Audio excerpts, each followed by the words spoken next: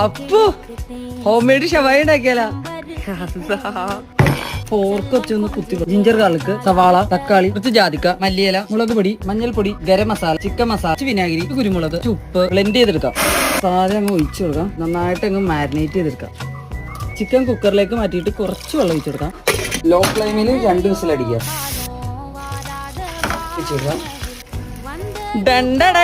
അപ്പം വേറെ റെഡിയാണോ ഇത് കഴിക്കാൻ ഹോം മെയ്ഡ് ഷവായി ആ മസാലയൊക്കെ അത് സോഫ്റ്റ് ആയിട്ടുള്ള ചിക്കൻ ആണല്ലേ എടുത്തോട്ടെ കാലം അപ്പുവിന്റെ കയ്യില്